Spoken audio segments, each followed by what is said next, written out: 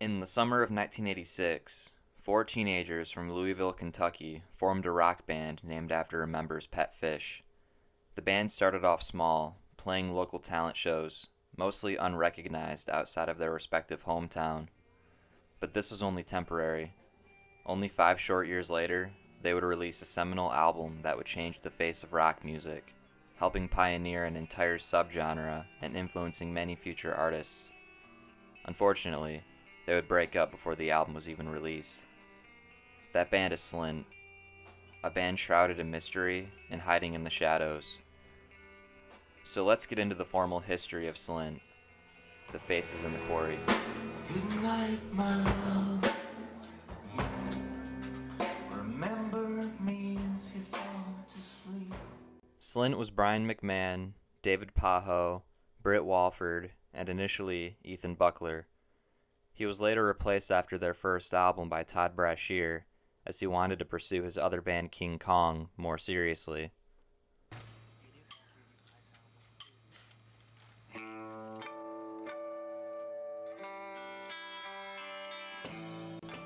Originally, Slint was called Small, Dirty, Tight Tufts of Hair. Interesting name, I know. But this name was not going to work. Their first show was on November 2nd, 1986, at the Thomas Jefferson Unitarian Church. Most of the attendees left after just 2 songs. Soon afterward, members, realizing it wasn't a very good name, changed it to Slint, after Britt Walford's fish. Before Slint, guitarist and vocalist Brian McMahon and drummer Britt Walford founded punk band Languid and Flaccid in 1982 when they were both in middle school. It was their first band. A little later, they formed another punk band, Squirrelbait, which broke up in 1988. They released 2 full-length albums, their self-titled in 1985 and Skag Heaven in 1987. However, Walford only was a member for 2 demos and was credited for 2 songs on the debut. Other member David Pajo, along with Walford, also played in the metal band Maurice. Maurice never officially released any music, outside of a rough demo that made its way onto the internet in recent years. Neither of these bands sounded anything like Slint. You wouldn't ever have known they were the precursor. But nonetheless, their sheer musical ability and ambition was unmatched in the Louisville scene. And there was a pretty big scene during this era. Punk rock ruled the 80s and early 90s Louisville.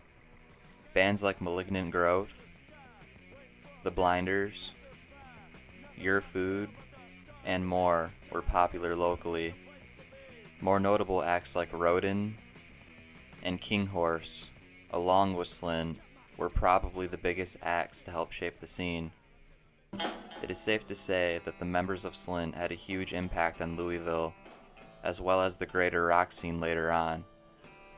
Now let's discuss their 1989 debut record, Tweez.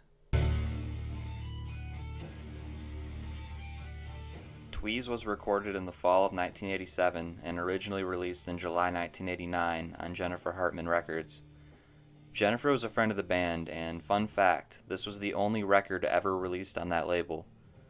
However, the album would later be re-released in 1993 by Chicago-based label Touch and Go, after their next album developed a cult following. Tweez was roughly a 30-minute affair, and it was recorded at Studio Media in Evanston, Illinois. It was produced by Steve Albini, who is known for producing seminal albums such as Nirvana's 1993 album In Utero, PJ Harvey's 1993 album Rid of Me, and one of my personal favorites, 1998's Transaction de Novo by Bedhead. Slint chose Albini as they were very influenced by his band, Big Black. Sound-wise, Tweez is a math-rocky, dirty, underproduced collection of songs that intrigue as much as they freak you out. This murky debut combines the sounds of punk, math rock, along with elements of post-rock and even arguably metal at times. Regardless of whether or not you like the album, you have to admit that Slint was doing something entirely unique that none of their contemporaries were really doing. While this album didn't set the world on fire, it's still an enjoyable listen all the way through, and I have to commend it for how experimental it sounds. You haven't heard anything quite like this record, or any Slint record for that matter. I have to acknowledge some songs. The opener, Ron, is urgent, gritty, and distorted. It sets the tone so well. Nan Ding is very melodic, but also short and sweet with a conversation between band members heard in the background. Charlotte is a straight-through, heavy, enjoyable song, if not a little repetitive. Has a very eerie tone throughout. Warren is one of the more catchier, focused songs. A terrific bass line is the backbone of the song Darlene and makes for one of my personal favorites. I love the story Brian tells through this track. Overall, it's a solid entry in their discography that gave the world a taste of what was to come. While not a perfect album, it should be respected for its outside-of-the-box nature and ability to carve its own sound rather than rehash an already existing one. By the time Tweez was released in 1989, members were beginning college, a new chapter of their lives. This would ultimately have an effect on the band, as they were attending college outside of Louisville, making practice and recording significantly more difficult as schedules had to line up. The process of making their next record had proved to be strained, emotionally draining, and downright challenging. However, I believe the turmoil definitely paid off. What they would record would come to define the Louisville scene.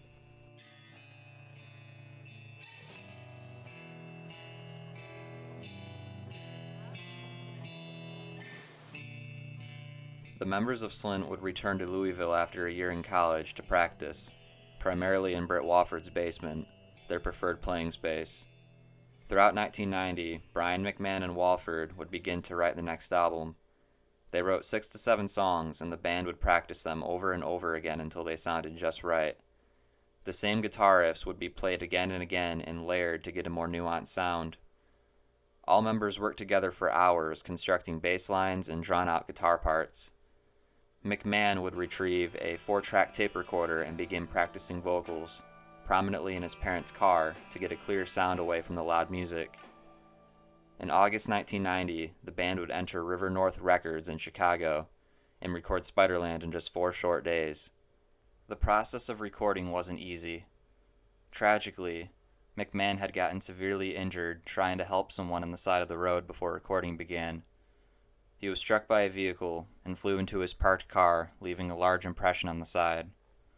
Spectators thought he was dead. Code 138 was called by a paramedic, and eventually he regained consciousness, singing the Misfits song, "We Are 138." He recovered, but the accident left him mentally drained and significantly depressed. The dark lyrical themes running through Spiderland are largely believed to be influenced by this tragic event. The recording itself was pretty cut and dry. The band met with producer Brian Paulson over a weekend in Chicago and began work. All the music was recorded entirely live, with McMahon's overdubbed vocals only taking 2 takes total. Effects on the vocals were declined as stripped-down production suited the music better. They came back for 2 more days of recording in October, final touches were made, and the album's recording process was complete. It was very brief and in and out, but the strain on McMahon and the rest of the band had taken its toll by this point. Slint's days were numbered when McMahon checked into a mental hospital the day after recording wrapped. He was diagnosed with severe depression, and just like that, exited the band. This was technically the end. They never recorded any new music, they never did interviews to promote the album or went on tour. They just disappeared into the shadows. The album wouldn't be released until months later, and the band was still broken up. On March 27, 1991, Spiderland was officially released to the public, but the band was no longer active. Let's get more into the album itself, though. The cover of Spiderland derives from a photo shoot taking place at the local quarry. The image depicts faces in the quarry, just above the water in black and white, giving it an eerie feel right off the bat. The photos were taken by longtime friend Will Oldham. The title originates from McMahon's younger brother, who said the album sounded spidery. Makes perfect sense. It was distributed by Touch and Go Records, as was Tweez, and is nearly 40 minutes in length, with every track running at least 5 minutes long. Initially, the record only sold about 1,000 copies and wasn't really expected to achieve much more than that. The band broke up before they could even promote the album. Not even the members themselves had any expectations. We'll come back to this later, though. For now, let's get into the music, the most important part. The first track on Spiderland is entitled Breadcrumb Trail. Immediately, you're transported into Slint's world. It speaks of a boy at a carnival that meets a fortune teller. It's odd, and it's the perfect opener. The guitar and bass work is superb, and Britt Walford is a genius on drums. The song more or less sets the tone for the album, giving you a taste of everything this album has to offer. It has soft, introspective moments, and it has airy, tense moments that are bound to grab your attention. The song also highlights just how good the production is. It's airy, dissonant, and fits the vibe of the record with perfection. Nosferatu Man sounds like it would play during a murder scene in a horror film.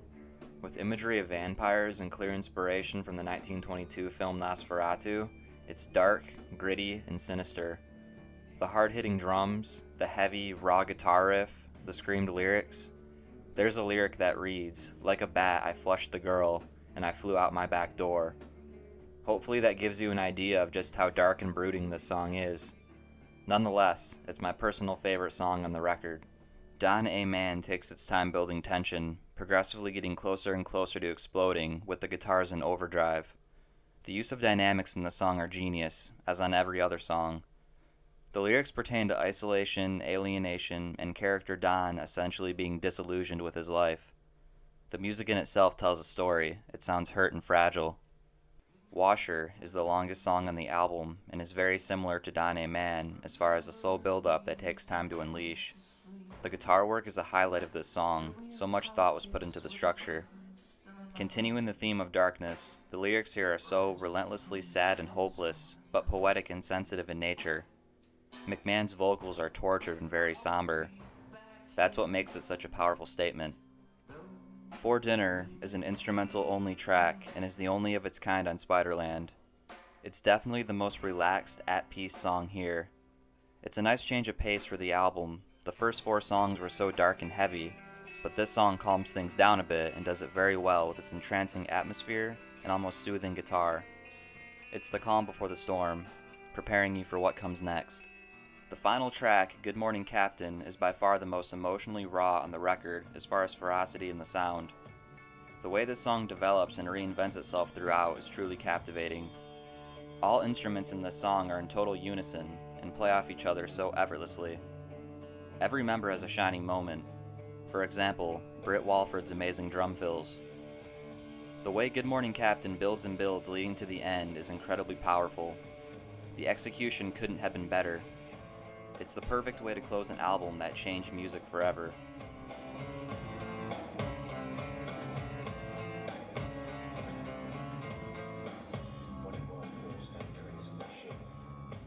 One other song was completed in the same session, but left off the final record, entitled Pam. Pam is a fun ride with maybe Britt Walford's best drumming yet. It starts off slower tempo before transitioning into this fast tempo, thick, dirty guitar riff.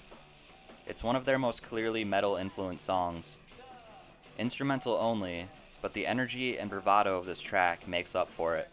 Spiderland is considered iconic for a reason. Its dynamic contrast, emotional connection, and ability to suck you into its world are just a few of the things that makes this album legendary in the underground. The sense of mystery surrounding this record gives it a unique place in music history. Slint are masters of creating emotion and atmosphere solely from guitar, bass, and drums. That is truly rare nowadays. These were teenagers that just wanted to make music because they were passionate and into their craft. They're masters at building tension. Most of these songs start out slow and subdued, eventually exploding into this powerhouse toward the end. The greatest example of this is the last track, Good Morning Captain. While this was Slint's final proper release, this was not necessarily the end of the story. After a period of mostly inactivity aside from a handful of shows, the world would receive a special treat later on in 1994. Though Slint broke up in 1990, they got back together a few times afterward. They briefly reformed in 1992, but the vibe just wasn't right. There was an attempt made to record new music, but nothing official transpired. The material that was recorded was later released in 2014 as Todd's Song and Brian's Song, but are mostly unfinished jam sessions. They got back together once again in 1994 and played a few shows. During this time, interest had grown for Slint's music, and Tweez was remastered by Touch and Go. Along with this, a new set of songs emerged from shelved tapes recorded between Tweez and Spiderland in a 1989 session. These songs would see a proper release on August 29, 1994, in the form of a 13-minute, untitled, 2-song EP. The 2 songs that would see the light of day are Glenn and an alternate version of Rhoda. The EP, again, was produced by Steve Albini. This is a release that continued the experimental sound of Slint. Glenn, instrumentally, is maybe their most complex and layered song to date. The guitar riff has an unsettling vibe. It feels like it's in fight or flight and ready to break at any moment. If this is any indication of the direction Slint was going in, it's an eerie, mysterious-sounding song that pulls you into its world. It is definitely essential in their catalog. The alternate take on Rhoda is a lot longer and more drawn out than the original. Production-wise, it's noticeably more raw-sounding than Glenn. It has these crazy dramatic guitar sections building and building into this intense, loud, distorted atmosphere.